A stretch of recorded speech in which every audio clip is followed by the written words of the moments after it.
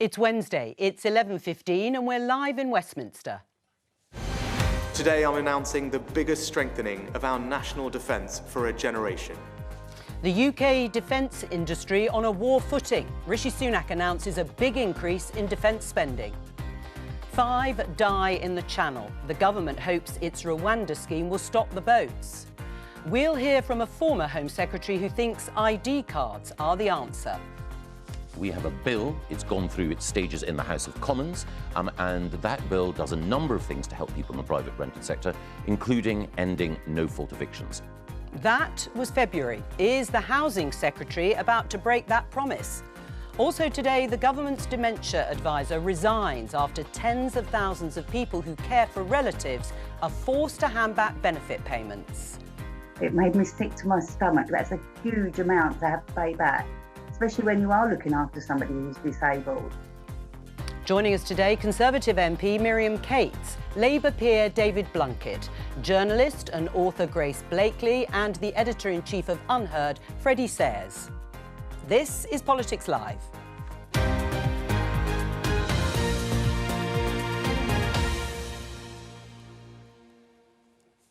Let's start with the issue of defence and defence spending in particular. It has absolutely moved up the political agenda. The front page here of the Daily Mail, biggest boost for defence in a generation. And this is the front page of The Guardian, covering the Prime Minister's trip first to Poland, to Warsaw and then to Berlin.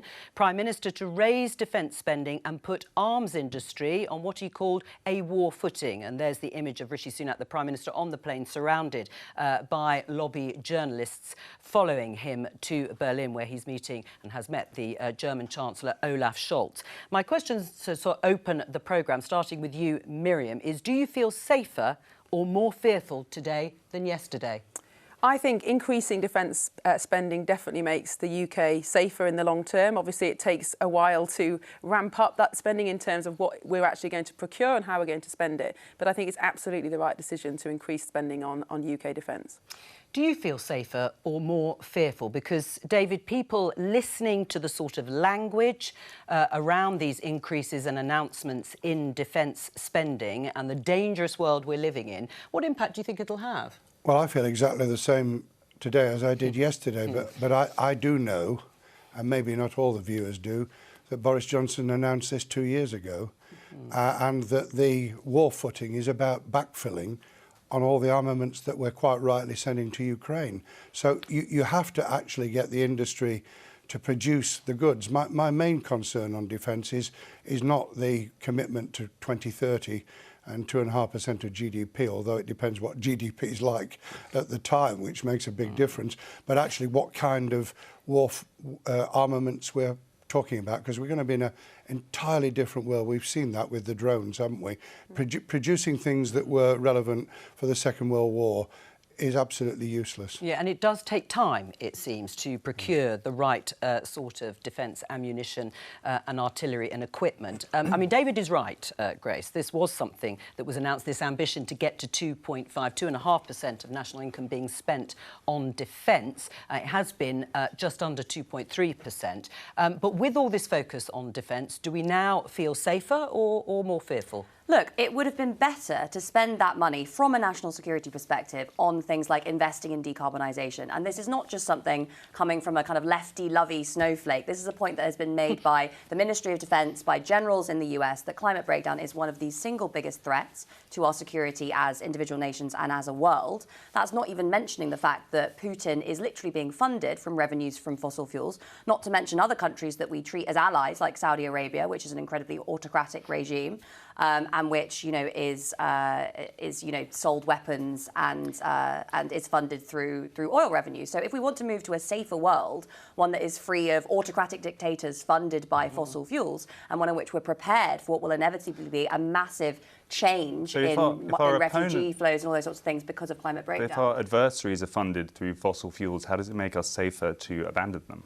What I'm saying is that if we want to build a safer world, it's not enough simply to respond to threats as they arise. We have to actually invest in creating that safer world. And what I was saying was that if we had invested that money in decarbonisation a long time ago, Putin would have been a lot weaker when this war started. I think we need to put the number into context. 2.5% brings us back to 2010. It was over 5% in the 1980s. So it makes the front pages and it seems like a lot, but my suspicion is it's just the beginning, because once the reality of the next American presidential administration starts to kick home, Europe needs to work out how to defend itself. And I don't think we've even begun to realise the cost and the hard choices that is going to entail. Right. I mean, I suppose that has been the ending of the peace dividend, as we discussed on the programme yesterday, and that has taken some time to recognise as more has been spent on public services like health.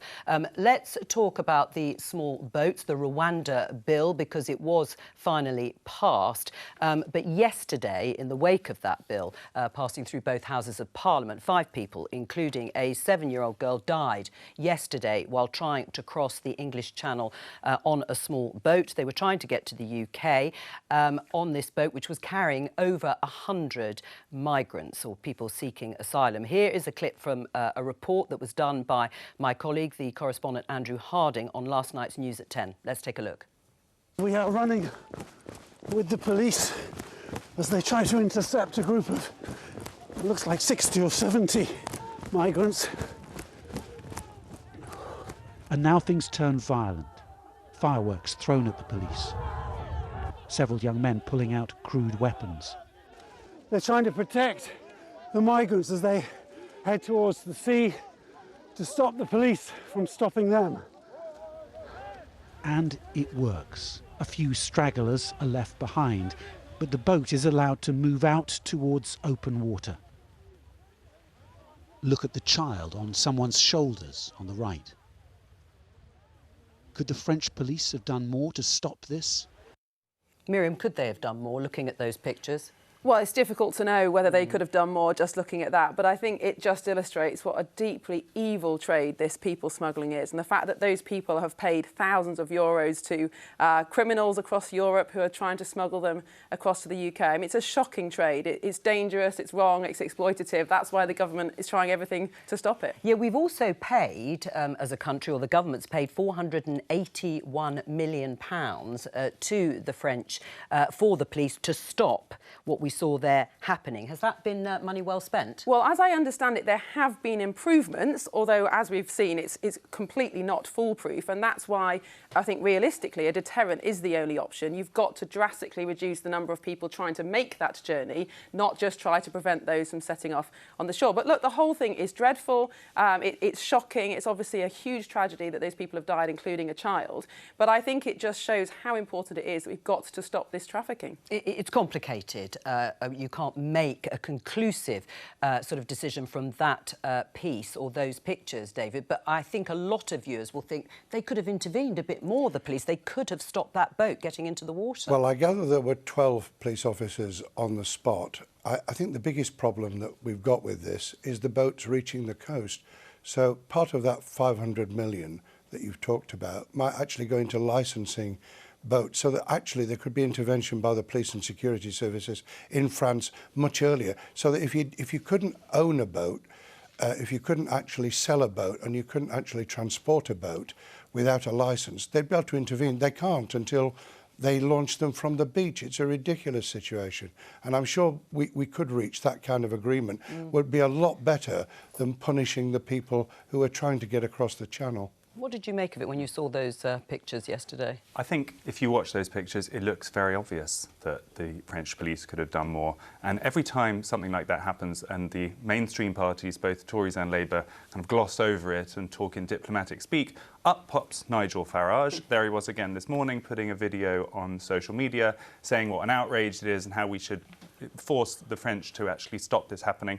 And he will gain more percentages in the polls. So I think the wise thing would be not to tiptoe around it, but to really demand more from our French allies and actually try to physically stop them taking off. I mean, they do say, the French police, that they stop a lot of boats, and the ones that come across are the ones that get away, to put it that way. But what did you make of it when you saw Well, I mean, images? it's horrendous, isn't it, looking at those images, because these are human beings. You know, they're human beings who have put their lives at risk, looking often for a better life. Should we be And to tougher with the honest, French in the way Freddie said? Well, look, I think once it's gotten to that point, it's already too late, isn't it? There are so many factors pushing people from their homes now. We've already mentioned climate change, but now we're in this horrendously unstable geopolitical scenario. This is going to be happening more. And if we aren't investing in, yes, you know, facilitating cooperation amongst all these different allies to make sure that this issue is spread, but also in dealing with those problems at home to make sure people aren't pushed out of their homes, then it's only going to get worse. You can't just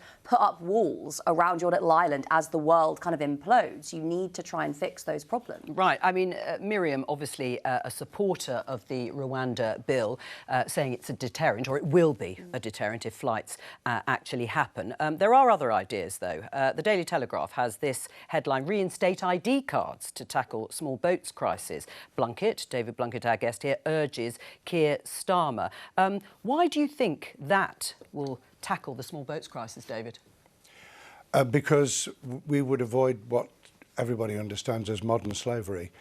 What's going to happen, regrettably, in the period before this is sorted out, is that people are going to be told by the smugglers, by the traffickers, that they just get to the coast and they'll give them a telephone number, and when they ring it, they'll be promised somewhere to sleep and a job, and they'll disappear into the sub-economy. And the only way we can deal with that is if we have a proper identity system, which incidentally would also avoid the massive increase in identity fraud. With modern technology, people would have it on their smartphone. We'd link it to the passport, so you gave no more information than you give for your passport. And in the end, I think people would just accept that this is the only way forward. We give more information to the private sector than we've ever given in our history, and people don't blink. Why not have a system that would actually deal with the traffickers and the organised criminals and those capturing people, because that's what they're going to be doing. In fact, that's what they're doing already. I mean, is it an idea whose time has come? I mean, Italy has ID cards, doesn't stop people coming in droves on boats to land on their shores. I think it's quite a stretch to think that ID cards is going to stop the small boats coming. And what you do once you introduce them, I believe, is you make a major philosophical leap, which is that instead of the government having to justify its existence to us, we have to justify our existence to the government, and you have to walk around with your papers, and it will be connected. It will be connected to all of the increasingly centralised technologies, and people, I think, are very rightly anxious about that. So, do you have a passport? I do. I don't carry it around. Yeah. So, what would be wrong with you having on your smartphone an indication of exactly the same information that you happen to give? What would be wrong with that?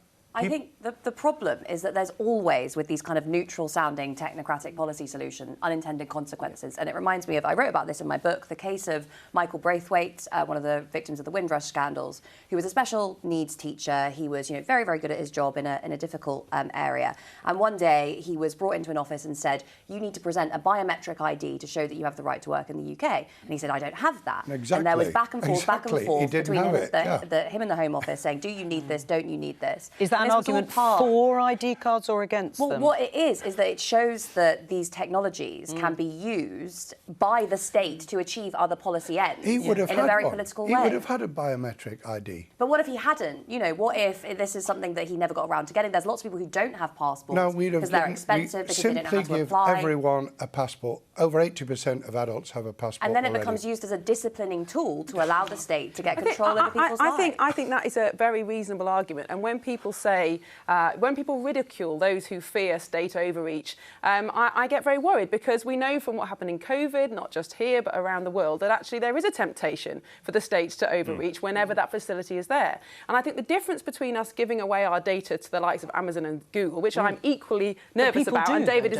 they do, and I think the government should do much more to regulate those companies, but there is a difference between that and the government having everybody's details on some single central register that then could be in the future used for malign purposes. And I think it's already illegal to work here if you don't have the right status. The Home Office already takes biometric data from everybody who arrives here illegally and everybody who claims a visa legally. So it is absolutely possible for immigration enforcement to turn up at an employer and find out whether those people have the right status to work. And if they don't, the employer is fined £45,000. But do they? Yes. So are there that many cases of that happening? Because the French complain endlessly that it is because that isn't enforced. So the Home Office have massively stepped up enforcement. Last year there was a 68% increase I think it was from 10 to 18. But it's heading in the right direction. But the point is, even if you introduced identity cards, if you are determined to slip into the black market, what difference would this make, whether or not you've got an identity card? Well, let David defend the policy, and I'll come back to you, Freddie. Well, quite simply, when you're accessing any free service, or you're actually presenting your identity as to whom you are, you need to be able to do that with some evidence. And all I'm suggesting is that would be a good way of having the evidence. But we already do I that. think You we need have a national to insurance number or an NHS number for those purposes. Ask the question about Tony Blair's involvement in all this. A lot of this is being pushed by the Tony Blair Institute, a vast organisation with 800 plus employees, $100 million of revenue. And when you read their policies, it connects ID cards with health passports, with ideas for banking and currency centralisation. And it's not conspiratorial or out there to worry that if you walk around with a single government ID that has every step you do attached to it, that is a serious change in our freedom. It's very interesting to be on a programme with three of you who in very different ways, from far left to far right, are libertarians. People value their freedom. Well, of course. David, you were a libertarian during COVID, and we spoke about lockdowns. We live in a free society. If we didn't live in a free society because we'd voted in a fascist government, then of course it would be irrelevant whether we had this information or not, because they would impose it. We very nearly had vaccine passports in this country. The Canadian government shut down bank accounts of people who protested against government policy. It's always and I oppose it with you, I think. But the point is, it's easy to think, sitting here in liberal democracy that seems very stable in many ways, to think that could never happen here. But I just don't think that's true. And the only time to future-proof our freedoms is now, isn't it? And to stop these things from happening now. But it is interesting that the three of you are all very resistant to the idea when so many people do give their data and information and have everything on their smartphones. You don't think it would be popular? I think we spoke, David and I did an interview during the COVID lockdowns, and he had a very different view on that. Suddenly, you did have a strong civil liberties. I can't really understand how you sit here and say, what example has there ever been of civil liberties being thrown away? It was 3 years ago. Because of being ordered about in the way that emerged during the COVID crisis, in terms of people literally being locked in their homes, was too much for me. And I've never been a libertarian, but that was a step too far. And I just thought we needed common sense. But that is the point, isn't it? Is that these things are introduced and then there's a kind of steady erosion. And what is presented as a kind of neutral, technocratic policy solution ultimately ends up being used in ways that are very political. All right. We never do anything. There's a current example of that. Does Keir Starmer like your idea, by the way? I haven't heard from him on it. But you have talked to him about it. I've raised it. Yes. But, people are naturally concerned. My issue was to have a proper debate about it, not that it should have automatically become my party's policy, but that we explored the issues. And if we're afraid of taking any steps like this, we'd go massively backwards. We wouldn't have ANPR on our cars. We wouldn't have the kind of checks that we have at borders. We just wouldn't do anything, would we? We wouldn't have a passport. Do you think they'll happen? My guess is we'll get ID cards under a Labour government. I think we might get ID cards in the next 15 years. I'm not holding my breath. All right, well, while you don't hold your breath, or hold your... No, don't hold your breath. Let's have this headline in the Daily Telegraph on a different issue. Rishi Sunak vows to end Britain's sick note culture. We've spoken about this quite a lot on the programme. Prime Minister also set to strip GPs of power to sign people off work under new plans. And it is a story from last week that the Prime Minister wants to review the whole fit note system to stop people being written off as not fit to work. Let me just read you this quote. There is a big problem with the way doctors grant sick notes. Once people are put on the sick, they tend to stay sick. We've got to persuade GPs it is in the interest of the patient and not just in the interests of the state or its agencies to help them. Who said that, David? Probably me. I think it was. That was a good guess. It was a good guess. It's from an article in The Guardian that you wrote in 2005. So you agree with Rishi Sunak, is the point? I agree, not with the solution, but with the problem. There is a massive problem. We've got 850,000 16 to 25-year-olds not in education, employment or training. Oh, yeah, We've got 2.8 million people who are inactive, who are of so-called working age. Whatever these days that might mean, and we've got to do something sensible. But I ought to declare an interest. My wife is now a retired GP, and she was as tough as anyone would have been in terms of people who were in the jargon up north slinging the lead. So, you know, we know all about getting tough. What we need is to be able to have a holistic approach. GPs have to diagnose people. They can't be told, we've just done this, haven't we, with Rwanda. We can't pass a law that says GPs can't diagnose people as being genuinely sick. What we've then got to do is to say, what is the pathway out of that? What can we do in terms of a national occupational health programme, helping people with their mental health issues, and in the end, persuading them and persuading employers that the best way out of all of this is to get a job. The issue is that we are a sicker and a poorer society than we were, you know, just a decade, 15 years ago. And that's because of the astonishing cuts that have been imposed, not just across the health system, but also across social care, children's social care, the public health system, which is supposed to be involved in preventing a lot of these things from emerging. Also, if you speak to disability activists, we're hearing from that at the top of the programme, the way in which they're subjected to these horrendously humiliating assessments to determine whether or not they're fit for work. All of this has created a culture in which care is denigrated, and in which everyone is expected to go out and kind of fight in this competitive market system, even if they're ill, even if they're sick. And there's no institutions and resources, whether that's in the community or provided by the state, that support people to get better. That's the problem. If you look at the charts of when this really spiked, it was during the lockdown years. Yeah. And a lot of people have never come back since then. So it's not quite right that it was to do with the funding changes. It was, because this has been an issue that's been happening for a long time. And mental ill health, for example, particularly among young people, has been going up a lot recently. Today, it would maybe be appropriate to mention Frank Field, the late Frank Field, in this context, a wonderful Labour MP and peer who sadly died. He spent his whole life campaigning on this issue, really, and trying to alleviate poverty by helping people out of it, not letting people wither, letting people be stuck in inactivity. That's not kind. And actually, I think when we read the headlines today about, you know, Rishi Sunak says that you can't get a sick note from the doctor, it's very easy to present that as an unkind action. But really, if we want to be kind, we need to help people to get back into the mainstream of life. Don't leave them there. But you're talking about all stick and no carrot. You're saying we're helping people get out of work by basically, you know, forcing them to continue working when they're ill without providing the services they need to get better. But for many mental health problems, actually, one of the best things to do is to be in work, in a routine, around people. Not everybody, of course. And I think what the Prime Minister is highlighting, and I completely agree, is actually the shocking part of these statistics is, as you say, the number of young people signed off work for mental health reasons. That's where the major increases come. And I don't think it's correct to say that those are economic conditions, because why wouldn't they apply to the whole age range? It's the 20s and 30s where we've seen the shocking increase. And I think it's time to consider the impact of social media and living life online, because there's some very clear evidence coming out now about the impact on young people's mental health of growing up online and using social media. Well, obviously, that's just let me finish, Grace. Obviously, that's the generation that's affected.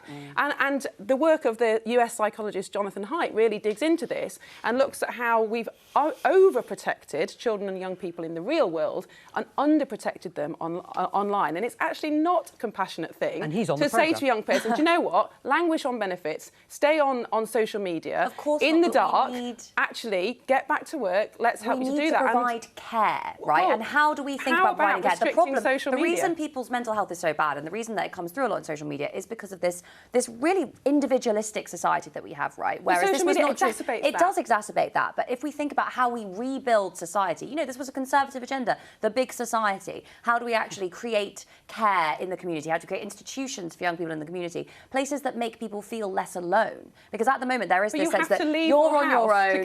You're on your own when it comes to your job. You're, you know, stuck in a house you can barely afford. There's no real route out for you, and online is an escape. So how do we fix those wider conditions? You're not going to rebuild the big society by this medicalisation of everything. So if people feel like the numbers for depression and ADHD and all of these have gone through the roof, and a lot of people feel if they don't feel right, it must be a medical thing, and they then go to the GP. So it's a taboo topic, and you very quickly get a big lobby saying that you're sort of denigrating the experiences of people with mental health difficulties. But we've got an issue with over-medicalisation. People who are really suffering from very, very severe issues that, you know, make their lives basically not worth living. And that comes down to, sometimes it is a medical condition, but a lot of the time it is wider sociological factors. You know, one of the biggest causes of anxiety in the UK today is money issues. Right. You can't just remove the economic and sociological context. On that, I mean, David, is there an issue also with resources? Resources in mental health services, resources in terms of waiting lists? There are pilots already of attaching work coaches to GP practices. Expand that dramatically, train them properly so they know what they're doing. I'm going to put myself in danger now. Right, I think Freddie has a point. There is an issue about when people feel down, they feel that they're clinically depressed, and we've got to try and be able to distinguish when people are seriously ill and they need immediate support and treatment from people who need advice and help and the positive way forward, which is into a job and earning your own living and meeting people again. I'm a bit taken aback by Miriam actually talking about restricting social media, because I thought you were a libertarian a minute ago. For children. A minute ago you were, I happen to believe that you're right on it, but that completely contradicts I'm not a libertarian, what David, you I'm a said earlier. Of conservative. course you are. I'm not. You're I'm a absolutely national not. conservative. Well, you can agree to disagree on your definition in terms of that. But in terms of a culture, I mean, Grace mentioned prevention. Not enough has been spent or done on prevention, has it? Preventative health has not been evident or central this is where in terms of health provision. I would come back to the problem of growing up online and the huge change in childhood that there has been since the introduction of the iPhone in 2010 and social media became ubiquitous amongst children. That is the big factor that has changed. And if you look across the Western world, so not just in this country, so not just to do with political and economic conditions here, there is a collapse in young people's mental health from that period across the whole of the Western world, whether you look at suicide rates, feelings of depression and purposelessness. That also coincides with a massive economic Grace. The only common factor is smartphones and social media. And actually, if you start to look at the mechanisms of why they would make people depressed, isolated and more individualistic, it makes sense. And that is why when you come to prevention, we need to look at that rather than just... Well, we're going to talk to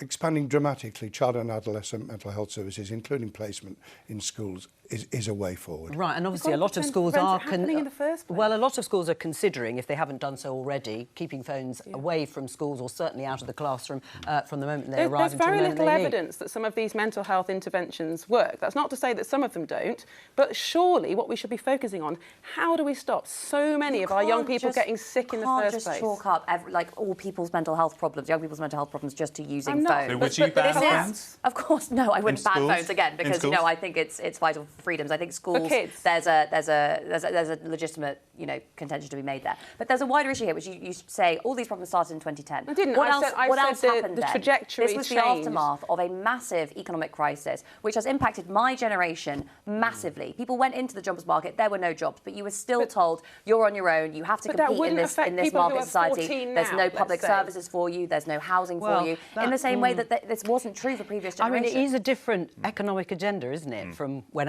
my generation, I should say, I'm a lot older than you, entered into the workforce.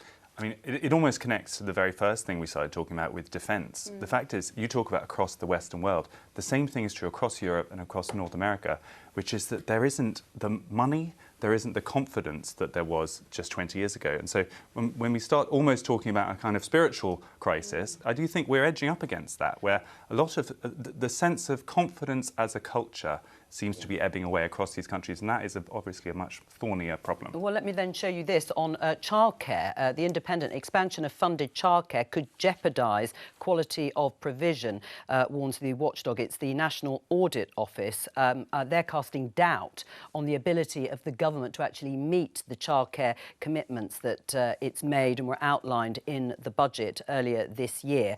It would be the rollout of the expansion of free childcare in England to 30 hours by September.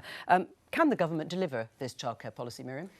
I have serious doubts about whether it is deliverable, and I think is that because you don't like it either? Well, I don't like it. I don't think it's what parents want, and I don't think it's what's best for children. But I also don't think it's deliverable.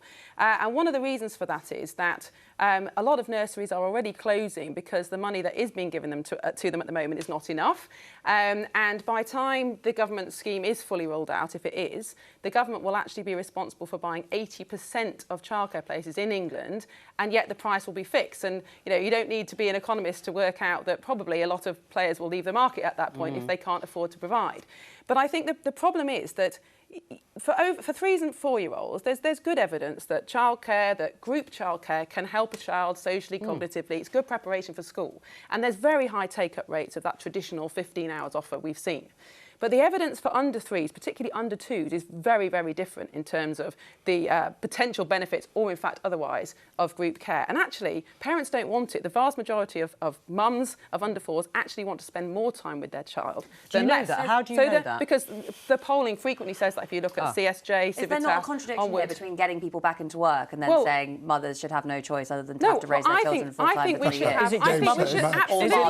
Well, I mean, I assume it generally falls on mothers. It normally is. But I think choice, you're absolutely right. We need a system of choice. What's the point of spending £4 billion that might get 60,000 people back into work and also will require 40,000 childcare jobs? Or why not put that money in people's pockets through cash, through vouchers, through tax cuts that would enable families to choose how they look after their children in those early years? That is the choice agenda. David? Well, as the Institute for Fiscal Studies in their recent report demonstrated, the government should never have done away with Sure Start. It was an intensive, holistic programme, and it worked. And we've got a very silly situation here where the government have decided not to have the pilot that they promised previously, so they're not testing the programme. They're doing away with some of the key training programmes. They call it defunding, BTEC National Diploma, which is a route to childcare training, which is absolutely crucial to getting the 40,000 that they claim they're going to get. And we need a rethink. Where I agree with Grace and disagree with Miriam is I think the train has left the station a long time ago, Miriam, in terms of whether mums should stay at home. I think they want the choice and they want to be able to go to work. We haven't mentioned grandparents here. If you're talking about putting choice back to people and trying more kind of organic solutions, we have another problem as a society, which is the other end of the age spectrum and care for older people. Those things work together. I wonder whether we should be more creative, thinking about, for example, stamp duty holidays for families reuniting, for allowing grandparents to come closer to their kids when they have children, and allowing some of this childcare to be done the way it has been done for centuries, which is granny and grandpa help. Well, I mean, a lot of grandparents don't particularly want to do that. But I think this is all just, there's lots of different ways of trying to get around a problem, which is, do we invest as a society in care, or do we spend the money on other things like tax cuts, which is what we've been seeing from this government, and defence spending, and massive handouts? Well, but Grace, on that issue, what do you think about the idea of a change in the system, pivoting away from childcare and trying to encourage members of families to look after their kids or their grandkids? I do actually agree that there should be a choice, but that has to be a real choice. I do very much agree with Lord Blunkett that the removal of Sure Start centres, was a gross error, and it's something that we've seen in the statistics on early years development has had a really, really significant impact. So that is something that, you know, tomorrow we could, you know, start again. Start again. That would be a really easy way to actually introduce some genuine choice. I don't disagree with that, and I think intervening early to help parents learn how to be parents and gain confidence is a much better money spent than taking children off parents. But I think this is where we just have to look at the evidence. And for 3- and 4-year-olds, yes, there's good evidence that good care and socialising with other children is a good thing. But an under 2-year-old is a completely different entity altogether. And all the research about attachment and one-on-one care, we should be looking at the evidence, and there should be genuine choice. I don't disagree. Whereas at the moment, the only choice, if you want, I totally agree. If you want to be supported by the state, as a parent of an early years child at the moment, you have one choice. That is to put your 9-month-old in 30 hours of institutional care. That's not a choice. That's you can have support if you go this way. And I think we should repurpose the budget and make it about genuine choice so that people can afford to live on the income that they have when their children are young, and they don't have to make... It's also more realistic because we don't have the money. Well, the bottom I'm half line... Swedish. We're not going to have a Swedish welfare system. The bottom line... Well, you could if you increase taxes. If you invested in it. So we need to be innovative about helping people find better solutions in their families. Of course we do. The bottom line is socialisation. The bottom line is actually, yes, giving them choice. We learnt that from the pandemic. We're still picking up the pieces from the isolation of the pandemic. Right, we have got Prime Minister's questions. It's actually with the deputies, Deputy Leader Oliver Dowden, and he will be asked questions by Labour's Deputy Leader Angela Rayner. There's the scene inside the Commons you can see there. It'll be filling up with MPs shortly, and we will take you in 10 minutes' time. There's the Northern Ireland Secretary Chris Heaton-Harris there at the dispatch box. Let's talk about carers' allowance. Grace is right, we heard it and saw somebody there in the headlines because the PM's dementia advisor, we can show you the story in BBC News, quits over benefits clawback policy. Now, for all of you who, of course, are watching and are glued to Politics Live every day, you will remember that last week we heard from a carer who was shocked and sickened to her stomach, as she said, when she was told she would have to pay back thousands of pounds because of overclaiming inadvertently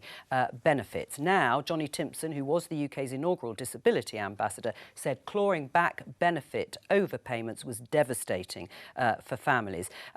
What do you think the government should do, David Blunkett? Should they pause this? Should they write off these overpayments? I mean, it's a substantial amount of money. Well, some people have run up tens of thousands. Yeah. Which meant that there wasn't sufficient monitoring and intervention in the first place. The system needs simplifying. There needs to be what's called a sensible taper, so that when you go over the recognised amount, you don't automatically lose the lot. If you go 50p, a pound a week, which is what over, happened in a lot of they cases. lose the lot. And it's that's being clawed back. And I think a common sense approach would be, can we encourage carers? We've just had a debate about societal issues and whether government can do it all. Carers are the great unsung heroes of keeping the system going. That's civil society at its best. What should the government do, Miriam?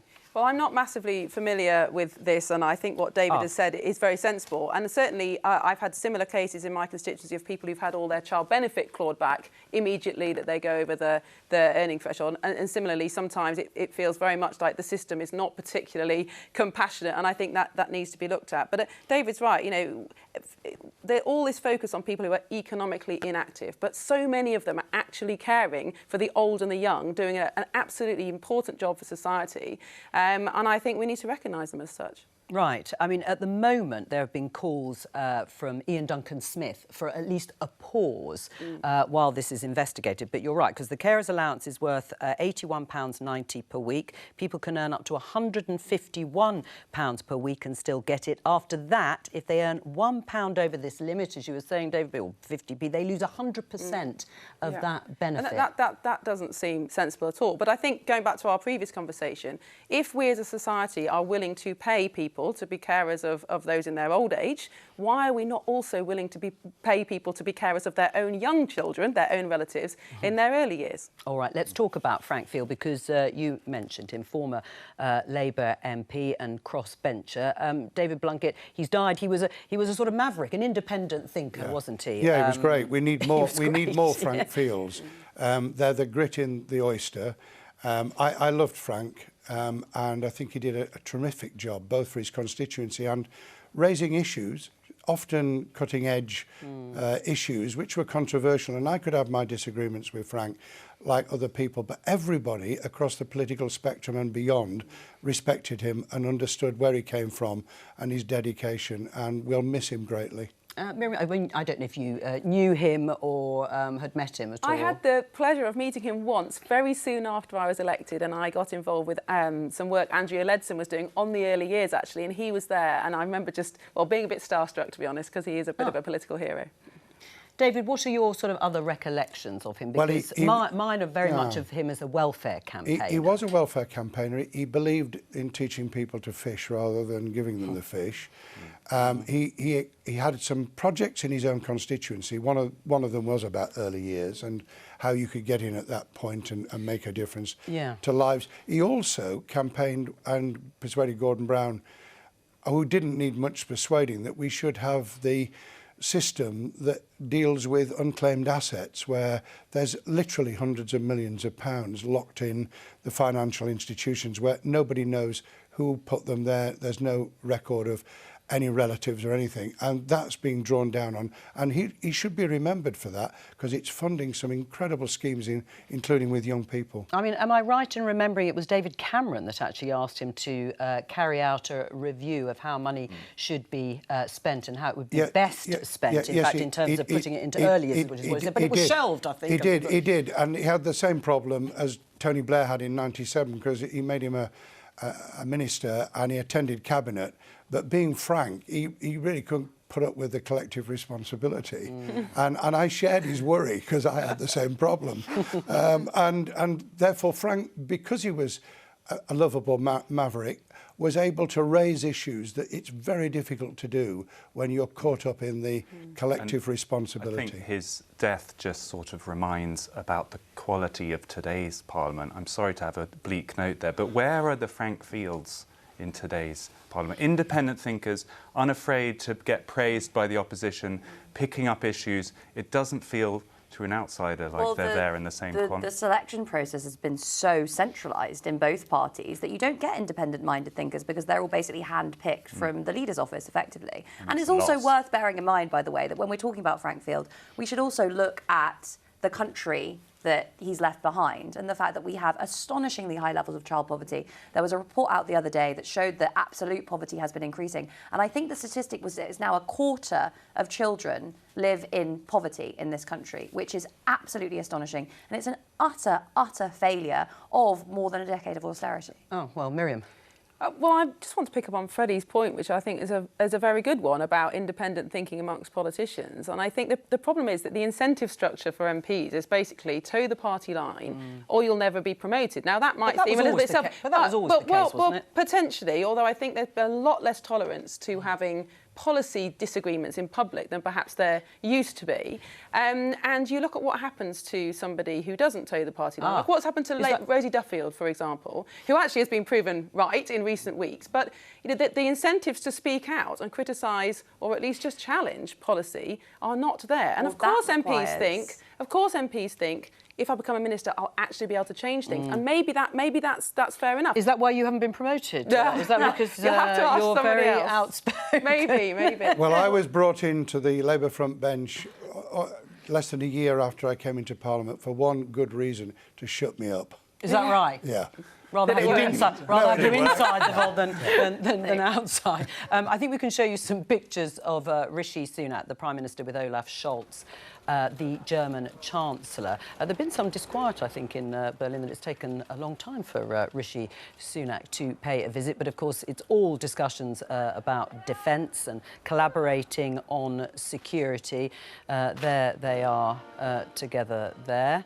Obviously watching a military parade, as is customary on these kinds of visits. But obviously the common threat here being Russian war in Ukraine and the announcements of that defence spending. We have Prime Minister's questions coming up in a few minutes' time. As I said, it's with Angela Rayner, the Deputy Leader of the Labour Party, putting the questions because, as we've seen, Rishi Sunak isn't here, which means Keir Starmer won't be there either. And it is in the middle still of a police investigation into Angela Rayner's living arrangements, historic living arrangements and potential electoral issues. Do you think she's been treated fairly, David? No, I think that the idea, and people of Greater Manchester must feel this in spades, that 12 police officers should be diverted onto this issue is very worrying. I think we're in danger, and it will increase in the next 6 months, of tit for tat. There's going to be a lot of accusations, calls for police to investigate.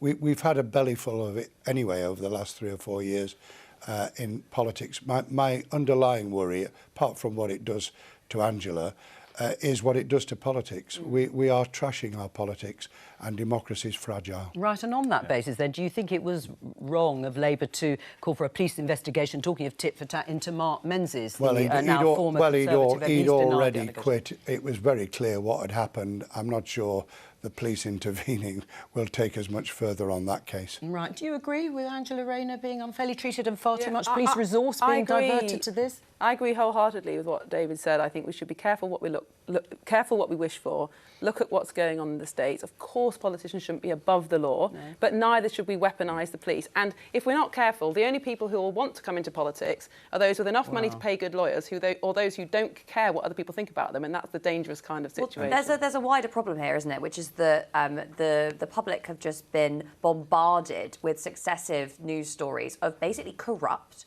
or very badly behaving MPs over the last, particularly the last kind of 10 or 12 years. We had that whole Boris Johnson sleaze fest issue where, there were all sorts of issues around potential dodgy payments or whatever. There was David Cameron lobbying on behalf of Greensill in the midst of a pandemic. I think I agree Angela Rayner has been treated unfairly, but I think the reason that these issues become so charged is that people don't trust in our democracy. There is not sufficient accountability.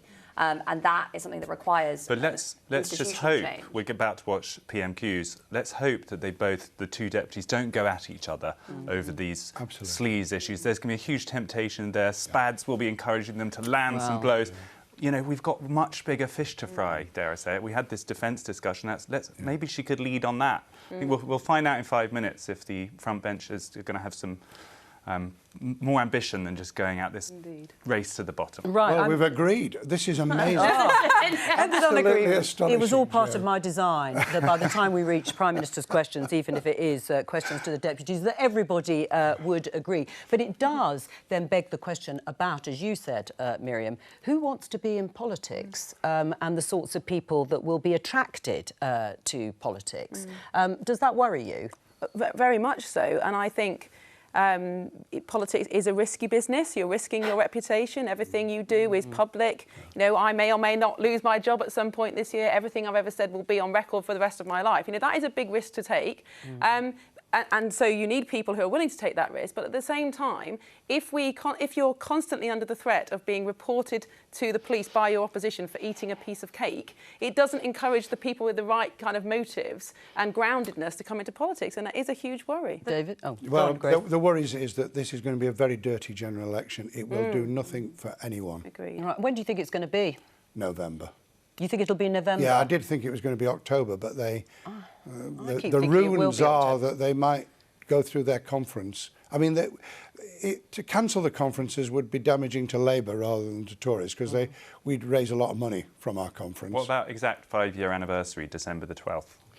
No, too late. Christmas party. Too late. He could wait for potentially a second interest rate cut, because we'll probably get one in August. Well, maybe he'll want to. That's certainly the sort of orthodoxy is that if inflation comes down further, there's an interest rate cut. When would you like the election to be? Well, I was just going to say, I'm glad it's not me who has to make the decision. I mean, we had a discussion earlier, should he just name the date, but then would that actually disempower the government? And you wanted it earlier, didn't you? Well, you want a suicide I think there are advantages to going earlier. I think things could get worse as well as better. What are the advantages to going earlier? Yeah, what are the advantages to going earlier to you? Well, everybody thinks something is going to turn up and the world will get better. Equally, the opposite could happen. We can't see the future, can we? But I think October, November seems to be the sensible, educated person's guess, so I'm going to go with that. It's hard to think how it could get any worse for the Conservatives at this point, isn't it? Anyway, I'd like it, Miriam, to be as early as possible, and I'd help you afterwards. In that case, have you got some your P45? Thank you, David. I appreciate it. Yeah, I mean, the other speculation is exactly the same day as the American presidential election, first Thursday in November. That will be a big week if that happens. I mean, I think what's been demonstrated is that none of us know. None of us. And none of us Another can tell random whether or not speculation. what is actually going to happen. Very I think it is edifying. time, although it is running a few minutes late, for Prime Minister's questions, but with Oliver Dowden and Angela Rayner. Jonathan Gullis. Number one, Mr. Speaker. Deputy Prime Minister. Mr. Speaker, I have been asked to reply. I know that members across the House will wish to join me in offering condolences to the family and friends of Lord Frank Field. Yeah. He was an outstanding parliamentarian who worked tirelessly to make society a better place. Yeah. My right honourable friend, the Prime Minister, is in Berlin. He has announced the biggest strengthening of our defence in a generation. Yeah. Mr. Speaker, I'm sure that members will also want to join me in wishing the Jewish community a happy Passover, a celebration of freedom.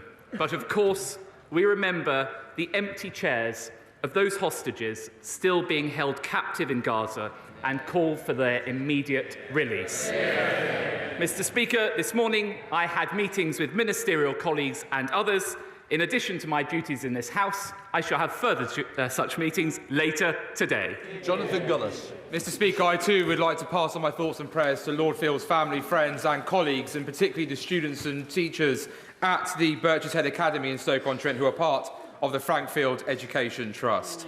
Yeah. Mr. Speaker, since being elected in 2019, I've helped reopen Tunstall Town Hall with a new library and family hub, secured funding for additional CCTV, a new alley gate and better lighting in Tunstall to make sure our streets are safe, breathing new life as well into Tunstall's old library in Bath thanks to this government's levelling up fund of 56 million to Stoke-on-Trent. Yeah. But sadly, Labour-led Stoke-on-Trent City Council seek to undermine this progress by introducing a brand new garden tax on residents to have their garden waste collected, refuse to take cunning enforcement against rogue and absent landlords who plague Tunstall High Street, and are increasing crime and antisocial behaviour by dumping undesirable people in the centre of Tunstall at Sneed Arms Hotel. Does the Deputy Prime Minister agree with me that Stoke-on-Trent Labour... Order, it's normally Mr. Gullis who's loud, so please, let me hear it. It just goes to show the disdain the Labour Party have for Stoke-on-Trent. So does the Deputy Prime Minister agree with me? It's time for Stoke-on-Trent Labour to axe the garden tax, to take the fight to lousy landlords and...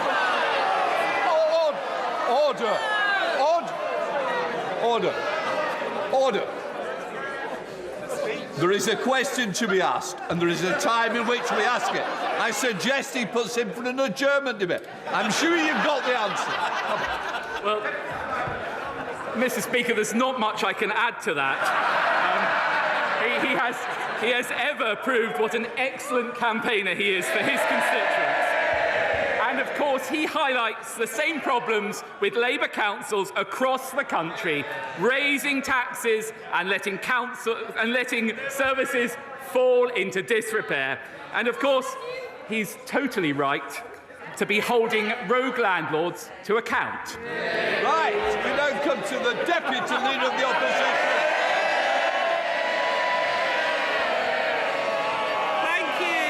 Thank you, Mr. Speaker. And can I first of all share with the Deputy Prime Minister's comments regarding our Jewish community and a happy Passover, and also start by acknowledging the loss of David Marquand and Baroness Massey, both of whom made historic contributions in this Parliament, politics and wider life. and also send my condolences following today's news to the family of Lord Frankfield, who is a good friend of mine and a colleague, and who was a tireless campaigner against poverty and a champion for his constituents. Mr. Speaker, I know the party opposite is desperate to talk about my living arrangements, but the public want to know what this government is going to do about theirs. Natalie from Brighton has been served with 2 no-fault eviction notices in 18 months. She joins nearly 1 million families at risk of homelessness due to his party's failure to ban this cruel practice. Now, instead of obsessing over my house, when will he get a grip and show the same obsession with ending no-fault evictions? Well, to begin with, it is a pleasure to have another exchange with the Right Honourable Lady in this House, our 5th in 12 months. Any more of these, and she'll be claiming it as her principal residence.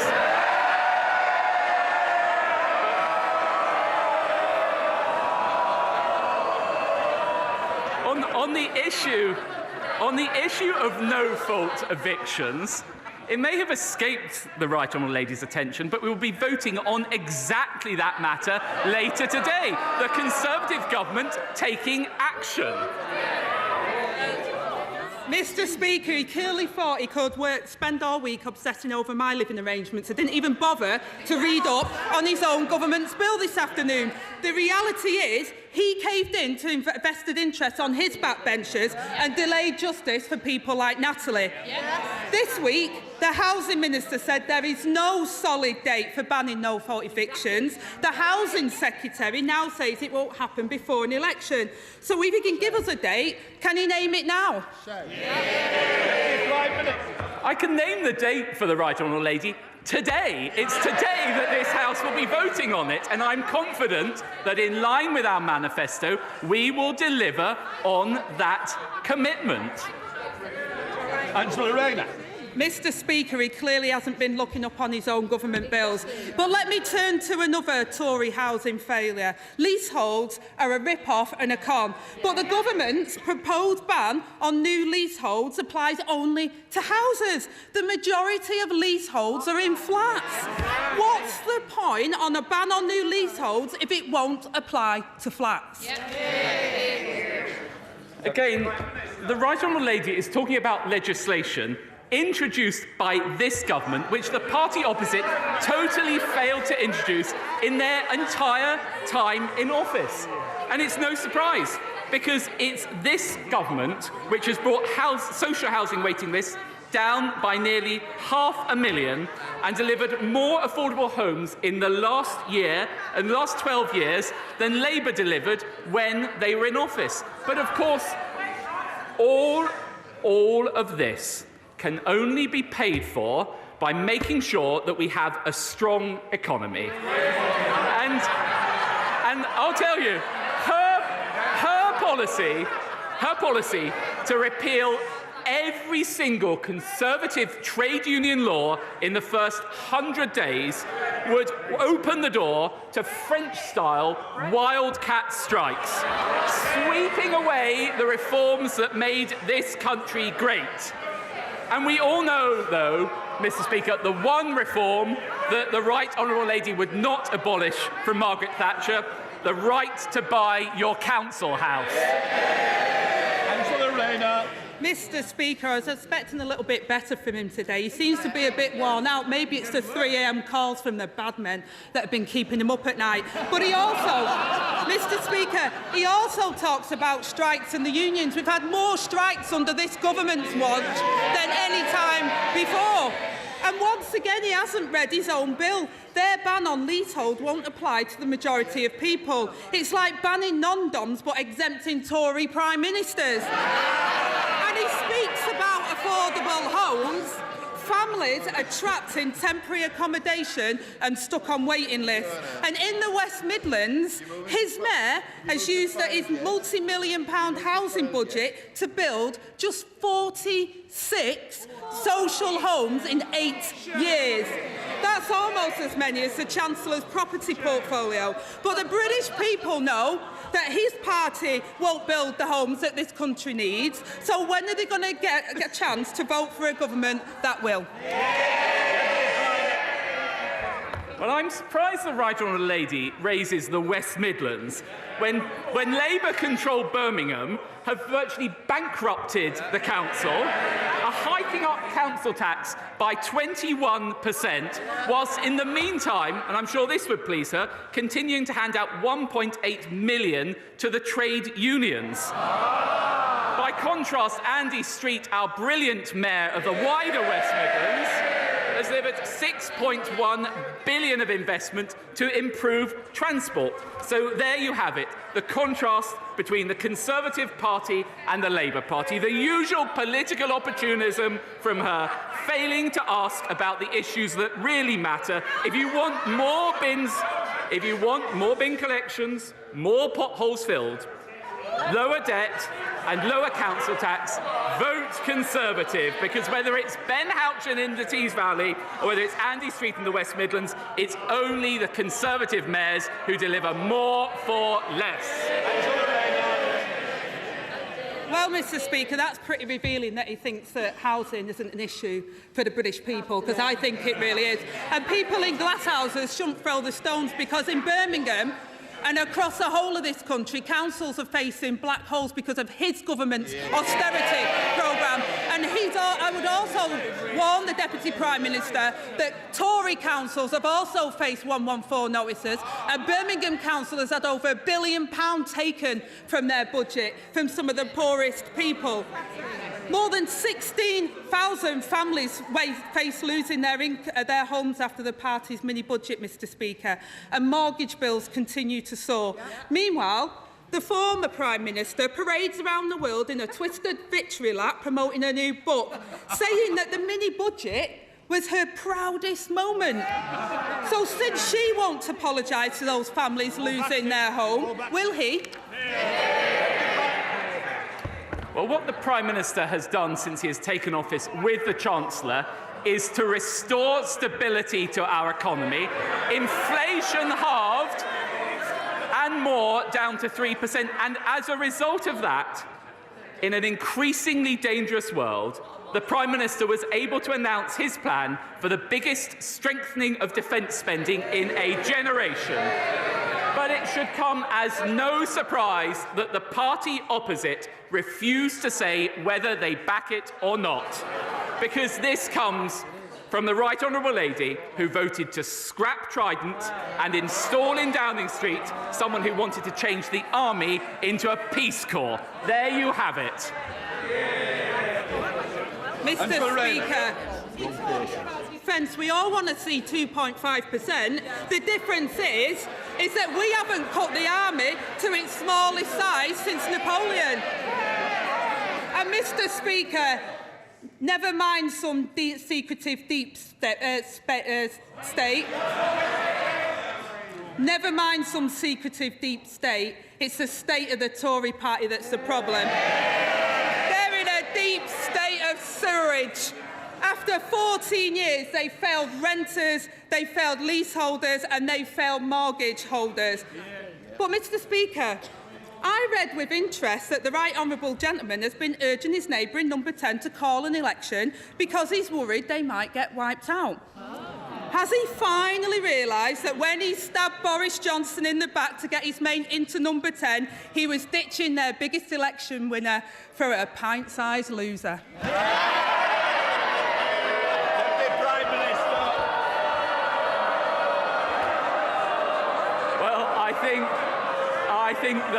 I think the whole House will have heard, despite all the bluster from the lady opposite, not a single word on whether she would actually back our plans to invest in our armed forces.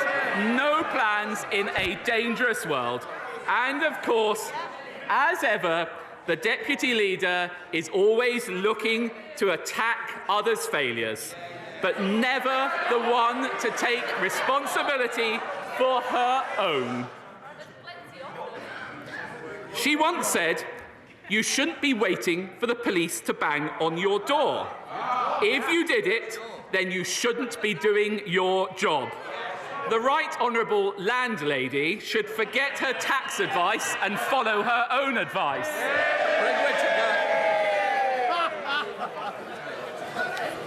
Thank you, Mr. Speaker. And levelling up like my friend earlier, in the Calder Valley is absolutely on fire. 196.5 million for hospital reconfiguration, 150 million for flood defences, no fewer than 11 schools being remodelled or rebuilt as we speak. 45 million for 3 town centre regeneration, and Elland is getting a new railway station as well. So does my right honourable friend agree with me that the naysayers around about levelling up need look no further than the Calder Valley to see what a great achievement this government is doing? Deputy Prime Minister. Well, my honourable friend is absolutely right. It's not just the Colne Valley, but it's communities up and down the country. The government is investing billions in infrastructure across the United Kingdom, creating jobs and opportunities in every region. And I know that my honourable friend has been a staunch advocate for the Calder Valley, which is a fantastic example of that in action. It's Leader of the SNP, Murray Black. May I join in wishing the Jewish community a happy Passover and also in sending my condolences to the families of family and loved ones of Frank Field. 2 years ago, when mass graves were discovered in Ukraine, this House united in condemnation and rightly treated these graves as evidence of war crimes which Russia must be made to answer for. Yesterday, Palestinian officials uncovered 2 mass graves outside the bombed hospitals in Gaza. These graves also constitute as a war crime, don't they? Deputy Prime Minister. Well, of course, we would expect the democratic government of Israel to investigate any allegations of misconduct, and that's exactly what they do, and it's exactly what the Foreign Secretary and the Prime Minister urge them to do. But I find it quite extraordinary that she seeks to draw parallels between the legitimate war of self-defence of Israel and the conduct of Russia. Murray Black. 300 bodies, including the elderly and the injured, some of which had been stripped naked, mutilated, with their hands tied behind their backs. The UK's own arms policy states that if there is even a risk that war crimes may be taking place, then that is reason enough to halt the sale of arms. Given all we know, why then is the Prime Minister yet to do so? Deputy Prime Minister.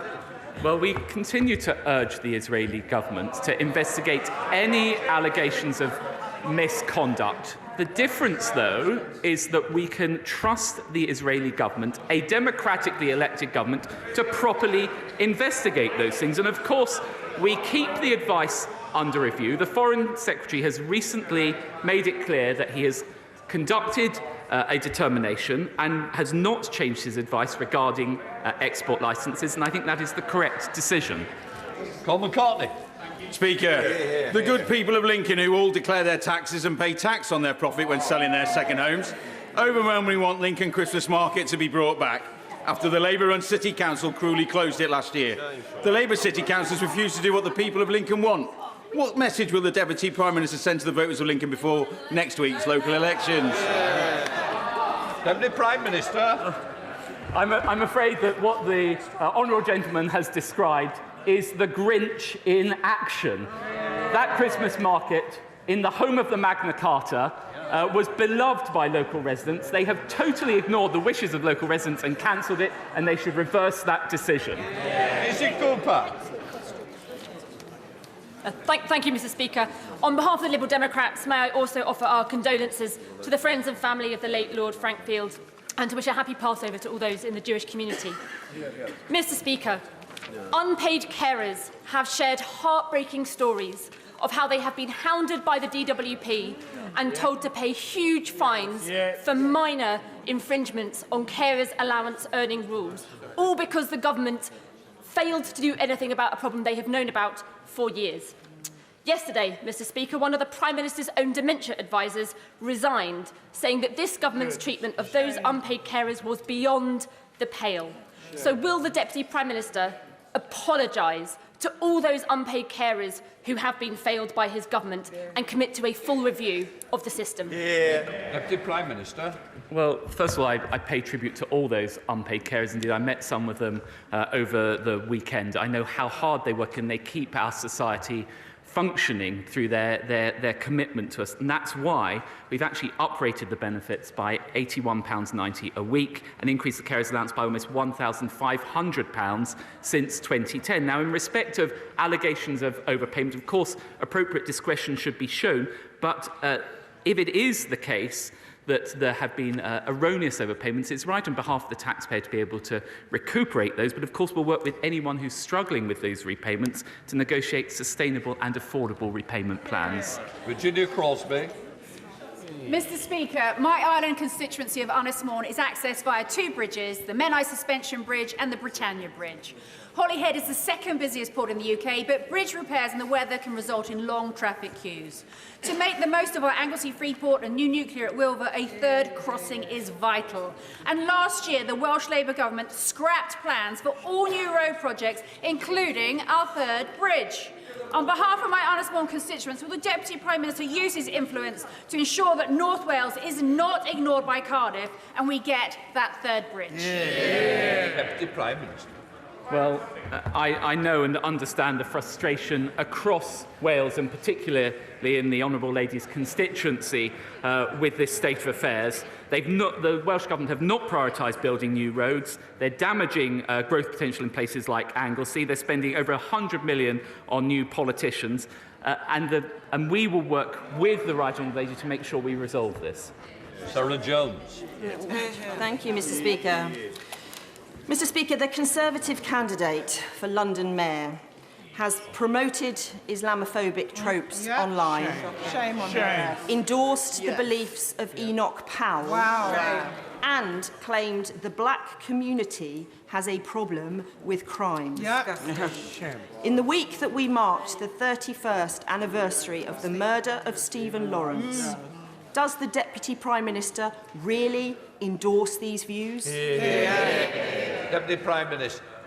Well, I think the Honourable Lady knows that she does not correctly represent the views of the candidate. And I find it extraordinary that she raises the issue of crime, because whilst Labour's London Mayor has increased the precept by over 70%. Actually, recorded crime has increased 20% in London. That is the record of the Labour London Mayor, and no wonder people will be voting against him. Cheryl Murray. Thank you, Mr Speaker, and I note that I'm the chair of the Fisheries APPG and thank the government for the recent pollock catch compensation. On the 12th of May, we will see the first ever National Fishing Remembrance Day.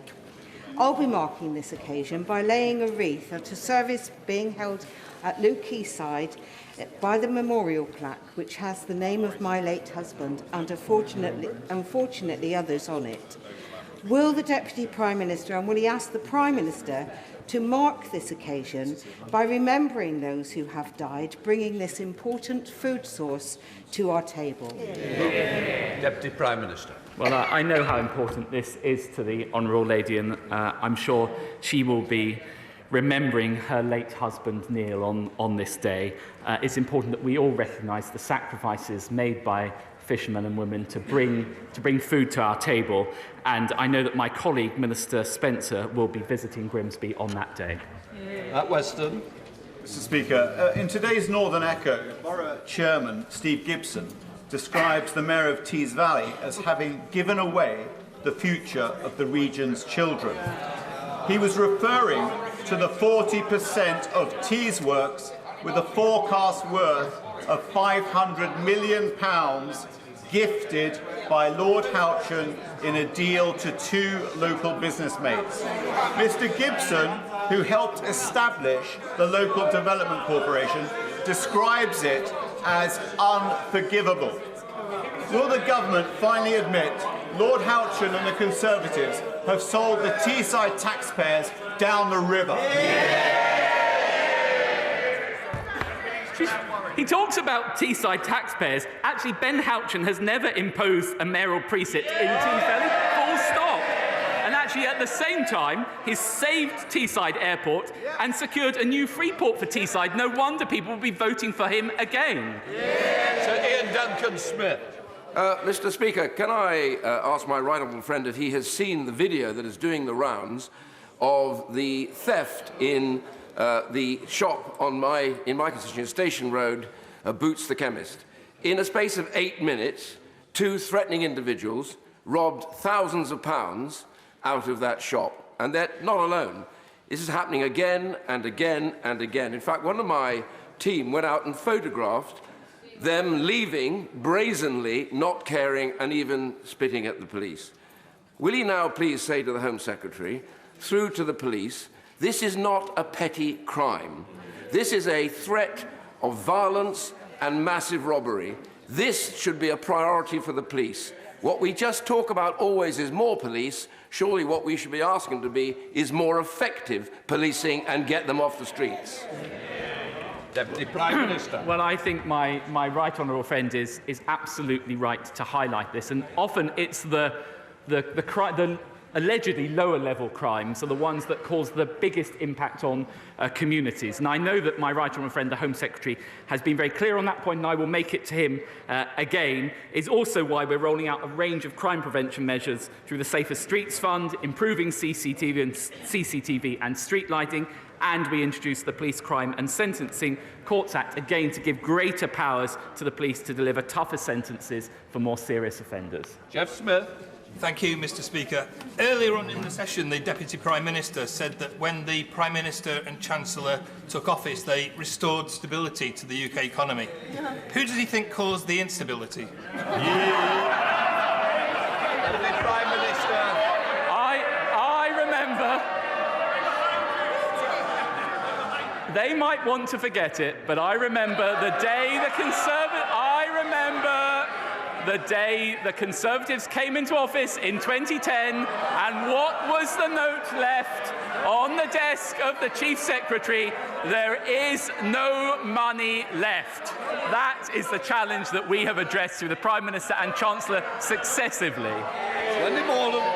Mr. Speaker, Labour's mayoral candidate in the West Midlands talks about housing but makes no commitment to protect our precious Greenbelt. He talks about transport, but he fails to commit to reopening Aldridge train station. And he committed to saving police stations such as Aldridge. Then when the Labour PCC said he would close them, he changed his mind and agreed to that. So we are left wondering, in my constituency, what does he stand for? So does my right honourable friend agree with me that only Mayor Andy Street has a plan and a track record to be trusted to deliver for the West Midlands? Well, as ever, my right honourable friend is absolutely correct to highlight the record of Labour's Police and Crime Commissioner. And West Midlands Police have actually been put in special measures on Simon Foster's watch. And when it comes to the Greenbelt, we've all seen the new wheeze from the Labour Party. Redesignate Greenbelt, Greybelt and concrete all over it. Well, the Conservatives will not allow that to happen, and people up and down the country will vote Conservative to stop that happening. Thank you, Mr. Speaker. Conservative ministers like to blame strikes and the pandemic for the appalling waiting times in the NHS. The Blackpool Teaching Hospitals Trust hasn't hit its target for seeing patients in A&E within 4 hours since 2015. Before the strikes, before the pandemic, but 5 years after the Conservatives came to office. So who does the Prime Minister, the Deputy Prime Minister, blame for that? Deputy Prime Minister. Well, the party opposite like to pretend the pandemic didn't happen, and they like... That is the cause of the biggest pressure on the NHS. And they complain about NHS performance whilst backing strikes by doctors who unreasonably want a 35% pay rise. And despite all of those pressures, actually, A&E performance has improved in the past month. Mr. Speaker, the Labour leader of the almost bankrupt Hastings Borough Council and several other Labour councillors resigned from the Labour Party, citing that the National Labour Party has become overly authoritarian, a dereliction of local democracy, has lost its moral compass and is suffocating local voices because its only objective is power for power's sake. Would the Deputy Prime Minister agree that voting for Conservative candidates in upcoming elections will ensure local voices are heard and local democracy is upheld and better services are delivered? Deputy Prime Minister. My honourable friend is absolutely right to highlight the really serious concerns about Labour councillors in Hastings. This is what one former Labour councillor said. Labour are no longer providing the policies, support or focus on local government. I couldn't have put it better myself. Mary Glendon. We're going to leave Deputy Prime Minister's questions there. If anything important develops, we will, of course, bring it to you. Let's introduce our guest for this part of Politics Live. For the Government, Energy Minister Andrew Bowie. For Labour, the Labour Party Chair, Annalise Dodds. And the BBC's Chief Political Correspondent, Henry Zeffman. Welcome to all of you. Well, Henry, there was a certain amount of knockabout feel between Angela Rayner and Oliver Dowden. They have, of course, I think, met now 5 times across the dispatch box, standing in for their bosses. But very quickly, slightly self-deprecating in terms of the stories around the living arrangements of Angela Rayner. She herself offered that up.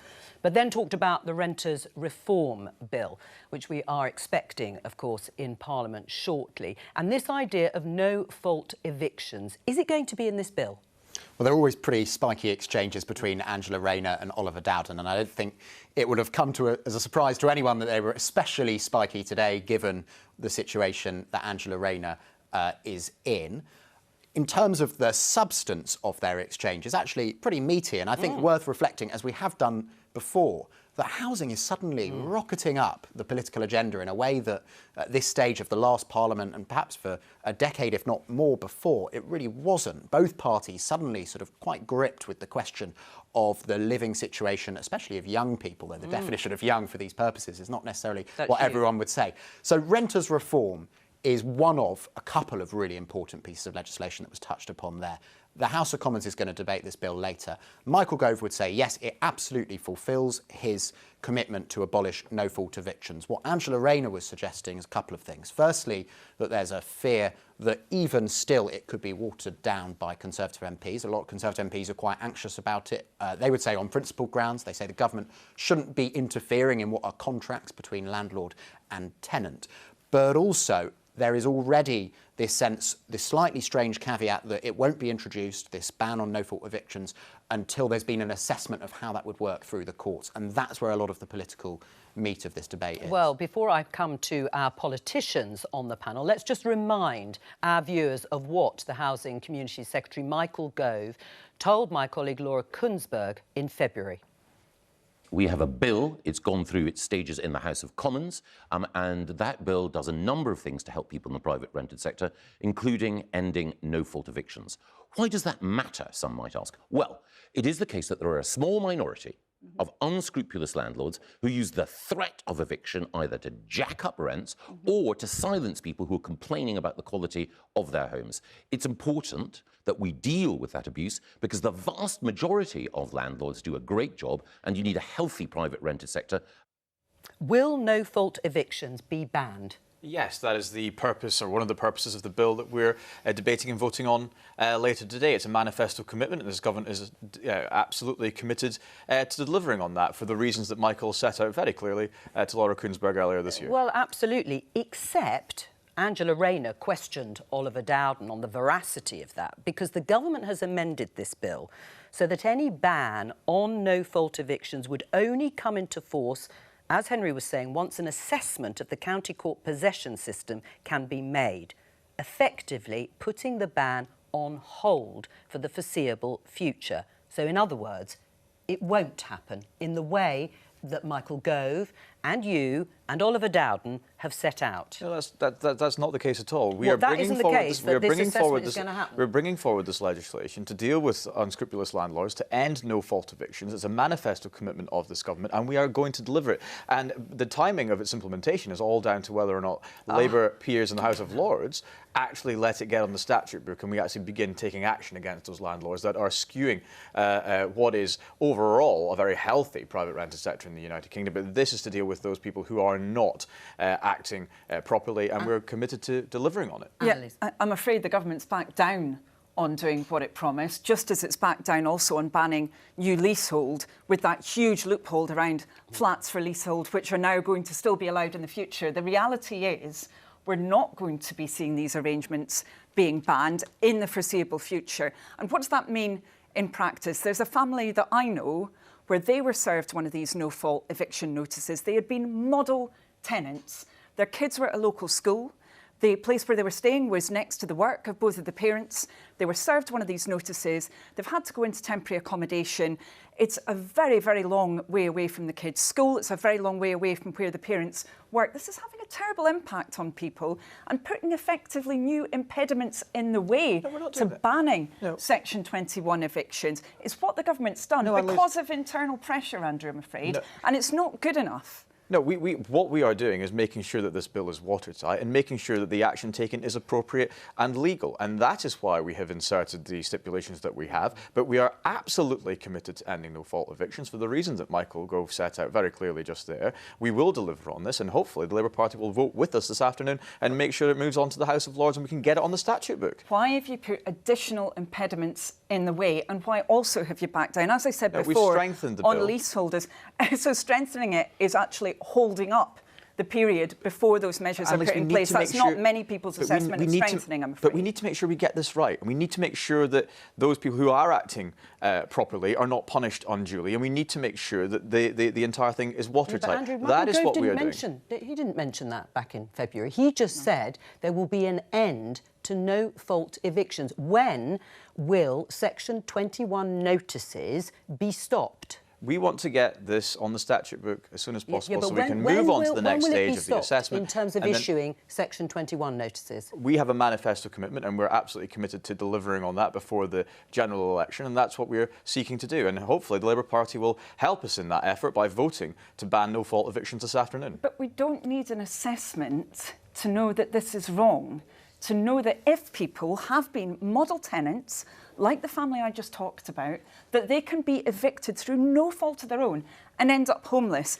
That this isn't a question of gathering more data or evidence. It is wrong. The government promised to deal with it and we are. A long time ago. Well, actually, you shoved more impediments in the way to getting to a ban. It's just not good enough. It's vitally important. And we've seen what has happened recently when poor law has been made by legislators in particular in Scotland and the effect that that has on the private rented sector. We need to ensure that the action we are taking is proper, legally watertight, and will actually come to the point that we can end no-fault evictions, which is what we are committed to doing. Just before we move on, what time frame would Labour, a Labour government, if you win the election, put on banning and scrapping no-fault evictions? Well, we would be banning them very speedily. We would not be ultimately having additional consultations, additional legal measures that the government is jumping through. It seems because of pressure from some of those landlords, not good ones, not good ones. Absolutely not. And look, we could end no-fault evictions within the next few months if Labour voted with us this afternoon and voted for the bill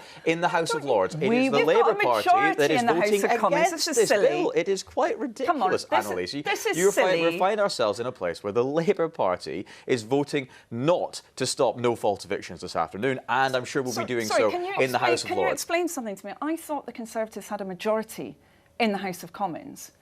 So you don't need to have Labour votes in order to pass a bit of legislation. We're desperate to get these measures as you know, Annalise, we do not have because we know about the impact. As you know, we do not have a majority in the House of Lords, and that is where your peers will be ordered to vote against this bill. We will bring you, of course, the results at some point on Politics Live from this bill.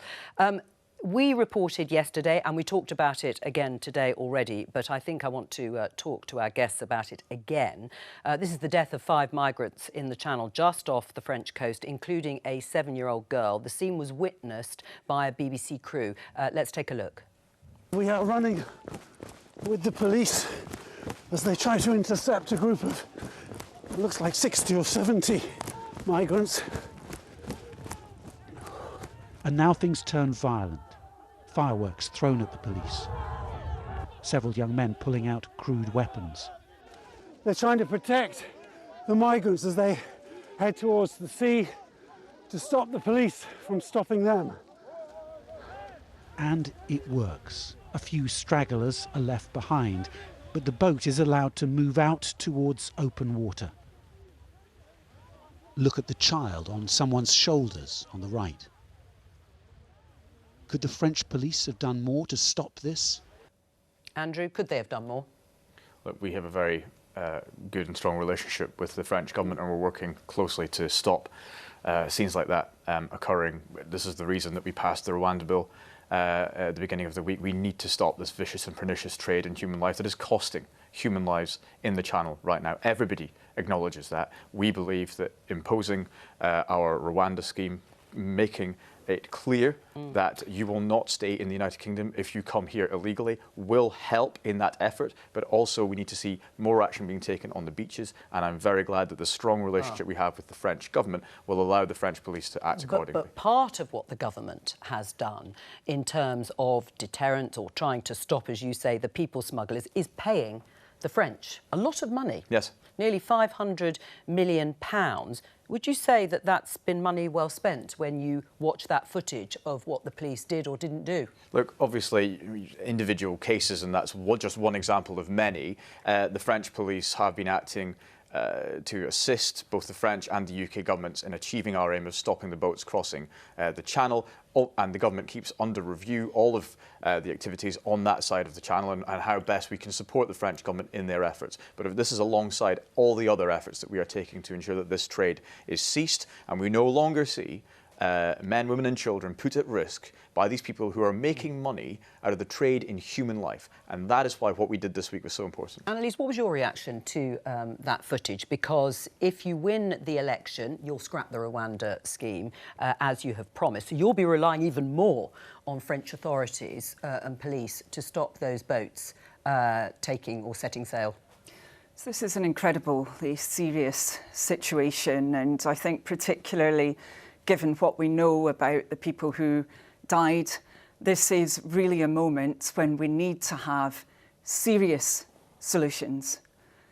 It's not a time for gimmicks. It's a time for a genuine focus on making sure we've got those policies in place to smash those criminal gangs, to get the backlog of asylum claimants actually processed, 100,000 people. But what about watching there? This. People might be thinking, we're paying French authorities to stop these boats going into the water in the first place, but we overloaded with people. What we don't have is the depth of international cooperation within policing, within intelligence that we need to get these criminal smugglers brought to justice. Because that scene that we just saw, that didn't happen by accident. There were many people involved in what took place before those people were on the beach, before they made that appallingly dangerous journey. And we should, instead of spending what are eye-watering amounts of money on the Rwanda scheme that's going to cover about 1% of the people covered by the backlog, £500 million going to Rwanda, we should be using that money to do a whole range of things, including more to the French authorities. Well, we need to have more joint police working. We would make sure that was covering the early intelligence, which is so important to prevent that. We also need more caseworkers because we've got a huge backlog under Rishi Sunak at the moment. Those cases are not being processed. We've got hotel use that's gone through the roof, unfortunately. All of that is very laudable, and you've not Andrew, explained how these discussions or agreements would be actually arrived at. Well, we have, and actually your government has seen returns going through the floor. That's why we'd set up a new returns unit with 1,000 more caseworkers to be processing these people. Thousands of Albanians, just one example. Yes, thousands of Albanians returned to Albania due to an agreement struck by this Prime Minister and the Albanian government. And you are yet to explain what Labour would do. If you're not doing Rwanda, you're magically going to get a new deal with the French government, which, by the way, we've already negotiated. And as Jo has said, we're giving £500 million to support the policing effort there. But by removing the deterrence factor, which Rwanda will impose, goes, you are going to be saying, come to the UK and you can stay here. Nothing will happen. Let me just bring in. Well, can I come back on that? All right, later? come back on. Because I don't think I've Well, no, just come got back that on right. it now. Well, because I know that you're a clever man, right? And you're intimating that the Rwanda scheme is somehow going to deal with these issues. It's going to cover, by the government's own estimation, about 300 people.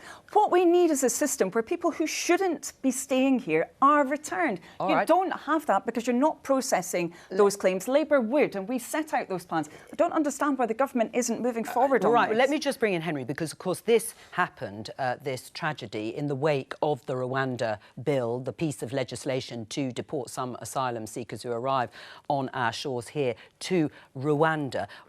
What is going to happen? What's the expectation in terms of flights taking off and when the deterrent, as Rishi Sunak repeatedly says, kicks in? Well, Rishi Sunak said the first flight would take off 8 to 10 weeks from now. And so that means we're 8 to 10 weeks away from two important questions, at least beginning to be answered. You know, they're both about, does this work? First is, does that legislation, which was designed to put this policy on a strong enough legal footing that a flight now finally does take off, you know, whether that works or whether actually some of the legal challenges which are going to begin imminently succeed in grounding a flight. But then secondly, should a flight, or what Rishi Sunak said he hoped would be a regular rhythm of flights takes off, we'll find out who's right in this debate. We'll find out whether this policy is a deterrent and stops footage like that, or whether it's not. And that's going to be a big moment for the government, even if it's a sort of unfolding moment rather than one particular moment, because either the crossings do come down as a result or they don't. And, of course, the pledge from Rishi Sunak, one of his many pledges, was to stop the boats. He's giving a press conference, as we're talking here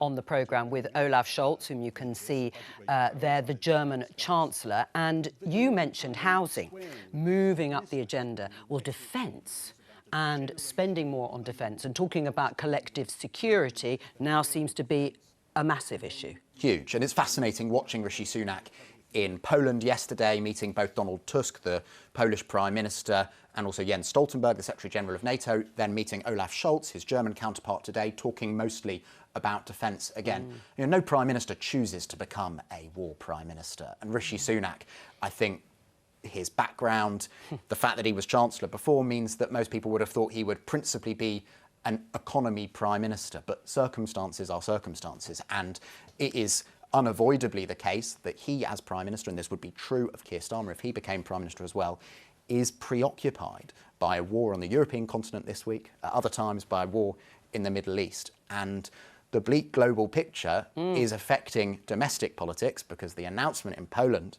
that we've been talking about for the last day or so of more defence spending, that's going to have a lot of domestic ramifications too. Well, let's ask Ben Zaranko of the Institute for Fiscal Studies about the detail of the announcements that have been made by Rishi Sunak, the government. Welcome to Politics Live, Ben, because the government says it will raise defence spending to 2.5% of GDP by 2030. Now, there have been, Boris Johnson committed the UK to doing so, but now by 2030, and says this amounts to an extra £75 billion over the next 6 years. Is that right? I think it's a slightly inflated number and not a very helpful way of describing what is a genuinely big and significant announcement. The government is effectively assuming that not a single penny extra would have gone into defence otherwise over the next 6 years. It's then adding up all the extra money that will now go in, and it's summing it all up to get 75 billion. I think a more realistic number might be something like an extra 20 or 25 billion over the next 6 years, which is a significant sum, just not quite as big as the one plastered across the papers this morning. Right, well, as you said, it's still a significant sum, although a lot less than £75 billion. I mean, the government doesn't appear to have adjusted its spending plans to take it into account. So no extra taxes have been announced or borrowing to fund this commitment. So where would the money come from? In effect, the government's trying to have it both ways. On the one hand, it's saying this is a genuinely large, it's a game-changing amount of investment going into defence, but it's also saying this is small enough that we can make up for it by just getting rid of a few thousand civil servants. They've not made any changes to their overall spending plan, so implicitly that money is coming from somewhere else. It was already the case that what we call unprotected areas, your budgets like local government, like prisons, like further education colleges. Those areas were already facing cuts over the next Parliament. Those cuts will now be bigger, on something like maybe 2/3 the scale of those imposed during the peak austerity years of the 2010s. So that's a really challenging period on the horizon for those other services. And this extra money for defence is going to add to that. Right, well, you've implied that it would be difficult to make the savings, let's put it that way, from getting rid of a few thousand civil servants. We talked yesterday about the end of the peace dividend, the amount that was being spent on health compared to defence at the end of the Cold War, sort of overtook, so much more has been spent on health. Is it possible to have both a large welfare state and a large warfare state? Not without difficult choices. I think this is going to be a moment where, for the first time in a long time, we're going to be spending more on health as the population ages and more on defence as the international situation deteriorates. And that's something we haven't had to grapple with for a long time. And I think the two options really, fundamentally, are one, we raise taxes, or two, we decide that the government is going to do less of other things. We have to not just seek efficiency savings here and there, but fundamentally ask, what is it the state currently does that we're going to stop doing and therefore make significant savings? Right. Or you raise taxes. There's no way to fiddle your way through this with painless sounding press releases. Ben, stay with us. What are you going to do, Andrew? Which is it? Well, Raising taxes, which we hear repeatedly from Conservatives you don't like doing, despite having done it numerously. Oh, we've cut taxes recently. Well, yeah, recently, but up until now, it will still be a big tax-raising Parliament. Or do less? What are you going to do less of? Well, we're not going to do anything less. The announcement that the Prime Minister made just yesterday, a very positive announcement. I think the British people need to know that we are serious about investing in the defence of this country and investing in our armed forces. It's fully costed, and yes, will come from the investment of the R&D budget into defence and also the cutting of waste and indeed the slashing of numbers of civil service to pre-COVID levels. We've just heard. What people will also want to know is how it's being paid for, and that is a legitimate question about where it's going to come from. We've just heard from Ben Zaranko at the Institute for Fiscal Studies, cutting the civil service a bit isn't going to cover it, and nor will any of the fiddling around the edges, to use his words. So fundamentally, if you want to increase spending, which isn't going to be by £75 billion in the next 6 years, what are you going to do less of? We are committed to spending 2.5% of the UK's GDP on defence by 20... We are absolutely committed to doing that. Yes. The plan announced yesterday, as I said, was fully costed. And it's not just fiddling around the edges. We are slashing the numbers of civil servants to pre-COVID levels. The civil service ballooned for obvious reasons. How much does that raise? During COVID. Well, millions of pounds, Joe. And we're also, the R&D budget within the MOD is being invested in as well. So, a combination of those things amount to the amount of money that was announced yesterday by the Prime Minister. And I think we should just all welcome what is an incredibly positive announcement, not just for ourselves here in the UK, but also for our allies around the world and indeed the people and government of Ukraine. Is Labour going to commit to this? Spending 2.5% of our national income by 2030? So we do want to get to 2.5%, but we want to take this seriously. And this is where actually policies that are made up, in a couple of days to put in a press release just are not going to cut it.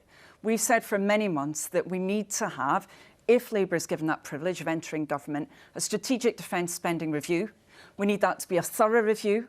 We need it to occur as well with a spending review, again, if Labour is given that chance to serve in government. And this does need to have a really serious focus, because these are incredibly important questions. And just suggesting that you can wire money suddenly, as I say, just as it seems kind of after a few days' work from one source to another to deal with this, that's not good enough. We need a serious focus on it. We do need to be getting a grip on waste, because actually the Conservative-led governments over the last few years have wasted by, pretty conservative estimates, about £15 billion when it comes to defence procurement that hasn't been dealt with properly. But we need to have a proper plan to get us there. And I'm afraid what we saw recently is not that proper, detailed plan that we need in order to get to 2.5%, which is what Labour wants to get to. Look, I dispute that, and I think we have to take with a pinch of salt any suggestion from the Labour Party that they are serious about defence and serious about investing the money required to ensure that we have the defences necessary and are investing in our armed forces and indeed supporting our allies around the world. This is the Labour Party that had Jeremy Corbyn as leader, that Annalise Lieu and Keir Starmer campaigned, a man that wanted to disband the army. He voted against the renewal of Trident. It would take us out of NATO. How on earth can we believe judge us that the on Labour our record? Party... We've seen we on the will Conservative-led... We do. You tried to get Jeremy Corbyn into 10 Downing Street. Conservative-led governments, we've seen the number of troops going down. The way in which our armed forces are treated, frankly, by this government, in terms of, for example, armed forces housing, Annalise, is I served in the armed absolutely forces. appalling. I served in the armed forces when Labour were last in power, and I tell you, the armed forces today are served a hell of a lot better under this Conservative government than they ever were under the Labour government.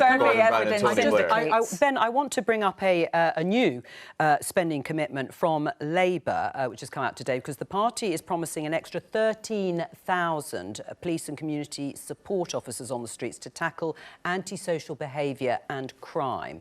Now, they say it'll be paid for through savings, such as tackling waste. You've heard a little bit from Annalise Dodds there in the procurement system.